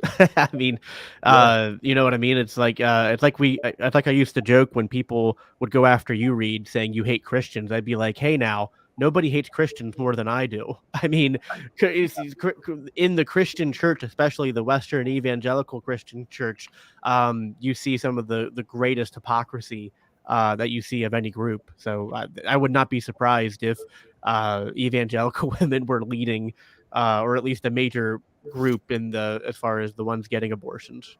And it could be that they're just doubling down because they're so guilty. And I think that's why I was pointing back to the point that this really is a hard issue. Is like we do say that like sin is a thing, and this is the reason why we need to be saved. So it's like I want Christians to quit pretending that they're on a high horse and that they don't commit the same sins in their heart, because we are taught this is a heart thing, and we essentially commit the same sin when we treat people evilly, I guess. But like I think that I don't know. I'm done there. No, I agree. I think if for Christians that are pro-life, but they go around treating people like shit and they're not loving their neighbor and they're more interested in attacking people and shaming people rather than doing what Jesus would do, which would be to love them and to forgive them and to, help them to just like turn things around and to live a better life. That's what Christians should be focusing on. And if they're going to combat abortion at all, our focus as Christians, again, like I said, it doesn't matter if we have state governance or market governance. Not every problem should be solved through, some sort of system of law. And as Christians, we're called to solve a lot of these problems, I think, through the church, just through doing what Jesus told us to do. By the way, I just looked this up. So it's not Protestant, but Christian. Overall, Christians do have more abortions than people who have no religious affiliation. No religious affiliation makes up 38% of abortions. And there's a larger percentage. 24% are Catholic, 13% are evangelical, 17% are mainline Protestant, and then 8% are something else. So either Muslim or Jewish or whatever. So update on that. I wanted to say that the reason I brought up like California being like a sanctuary state for abortion is, I think the reaction shouldn't be to call out these people as being depraved and saying that they're evil people, because that's just pushing them away. The reaction for the conservative right or Christians or Christian libertarians is to create alternative systems that solve the same issue, which is the fact that people are having a bunch of abortions and feel as if they need to have abortions because they aren't in economic situations, and just create systems that protect these women. And if they are being pressured into doing it, that either we push the data viability earlier so that women can have the children and then adopt them, or we just create conditions for the women where they're willing to take the baby to term, and whether that's economic resources or whatever. Because I think that people are willing to say that this is an evil, and a lot of people will say it's a necessary evil and that we wish that people weren't in the situation to have abortions in the first place. And I think it's just creating alternative systems and not pushing them away. And currently that's what Christians do. I agree with both of y'all. Like on the regard, like we've spent a damn hour talking about the morality behind it, and it's very slippery. We can all, and our entire culture can get consumed in that conversation. But the best shit to focus on is how we can make it easier for people to adopt children or all this thing, and just like make it easier for people to not feel pressured by society or whatever regard they are to give up their child. And technology, like you were talking, Liam, is going to like push the data viability back to a point to where like it's going to get the science is going to change on this for sure. And like we can adjust our society to that, and are more like you say, if we can take the child out of a woman at a point and like get it to the point of like viability by itself, like there's technology that's getting to that point, and I think our society will adapt and manage to that. But the biggest thing that we as libertarians can focus on is just like peaceful ways to make it easy on people, and not get consumed in the arguments surrounding it. Sorry, I know it took someone in the comments made a funny condoms prevent minivans. So By so the way, crude with the best condoms. comment here is I saw this. I can see why Reed is an atheist hanging with Christians. Yeah, I saw that guy. That guy's a little angry. He's a little angry, but that was just a funny comment I had to bring up. What's it? What are y'all not Christian? Because what's this? Am I too far removed from it? No, he's just I don't know. He seems a little snowflakey, I guess. I don't know. I I mean, I like that we're all able to have these conversations and push back on each other, but no one's like upset, and we're all friends. And I think that's what's great about the Mises Caucus and the culture that it's created, is that you get like people act like everyone in the Mises Caucus is the same, and it's like, to me, it's the part of the libertarian movement that has like the greatest amount of diversity of everything, whether there's different racial groups, different ethnic backgrounds, different religious backgrounds, some people are left leaning, some people are more right leaning, some people are center. I mean, there's so many different people that you meet and encounter, and for the most part, like everyone just kind of goes like, hey, we have our disagreements, but like we're all in this to kind of like push on the things that we agree on, and we make that the emphasis of everything we do. And so, I mean, it's just a beautiful thing, I think.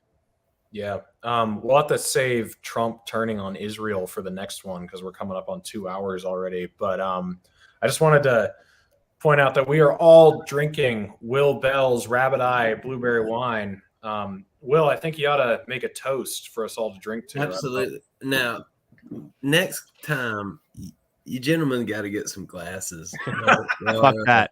You're looking like barbarians. I'm trying to like bring up blueberry wine as like a prestigious type of drink. Blueberry wine is what I used to get shit faced. Will, fuck you. Whatever it takes, guys. But y'all do look like savages. Well, I don't have the poster behind me, so I have to show it off on the bottle. That's right. Yeah, it's advertisement. So give us a toast, Will. What are we? Yeah. Hey, this is like our communion for our love of capitalism and the ways that it will. For sure. Like, guys, these conversations are fun, and I am glad that we're all able to stay friendly and push back on each other, because we all come from different perspectives and everything, but I think we all got our eyes on the prize of just like liberty and promoting that. And none of us are really like that combative on like changing our strategy or whatever. We're all kind of here for the journey, and I'm here for it. And I appreciate all y'all, all the perspectives we have, and these conversations are great. Yeah, for sure. It's a friendly pushback. Yeah. Here we go, guys. Also, how far down on the bottles are y'all? Oh, I'm to where I'm like, about right here. Jacob, come on, Jacob, you got to chug some, man. no, this is my second bottle. What are you? I already finished the first one. There we You guys go. are slacking. There we go. I want to. This isn't really going to be a toast, but I just want to bring up a point that, as a lot of people gain popularity and they become well known off of some sort of movement, a lot of them become grifters, and we have some really great examples of people who have not done that, like Dave Smith and especially Scott Horton. I don't know anyone, more straight and true than Scott Horton, who just speaks the truth no matter what, no matter who he's in front of, no matter how popular he gets, no matter who's paying him to do a speech, he will just always tell the truth. And that's all I ever want to be, is someone who just continues to tell the truth. I never want to end up, I don't know, cucking to some special interest group or to some, group of people who are going to like my message a little bit more. And what I really like about the four of us here is we disagree on stuff, but that's cool because we're willing to, actually talk about it and not willing to pander to some group. Honestly, if I were a Christian or if I pretended to be a Christian, I'd probably gain more sympathy from a lot of, kind of the crowd that I tend to attract, because a lot of what I talk about really resonates with the Christian crowd. And then another thing is the Alex Jones type shit. If I didn't shit talk Alex Jones as much as I do, and I embraced if I said the election were stolen, or if I said, that the vaccines are population control or whatever, if I kind of fed into any of those things, I'd probably pick up a whole audience that I'm leaving on the table. But I'm not going to do that. I'm just going to keep, saying what I think is true. And that might change over time, what I think, and that's cool. But I just really don't want to be cucked. And I just want to say, what I think. I think we should all do kind of a toast like this. Will's done his, but that's mine. To saying what you actually believe. Let's drink to that. There you go, man. What do you got for us, Liam? I'd just say that conversations like this really do give me hope. I think there are a lot of people out there who, especially the Twitter sphere, it's so toxic, and I've been trying to take a break from it just because it's so bad for my mental health. So it is really great, and I think that this can inspire more conversations like this that I think really libertarianism gets to the core at. I think that at the core, Scott Horton is right that we are anti-sectarian. We want to be peaceful. We want to be the mediators in society. So that's what I'd give a toast to. And also, when you're done, I'll look in the mirror because your teeth are very blue. Mine are too. So that's what I'll give a toast to. Blue teeth. You're here.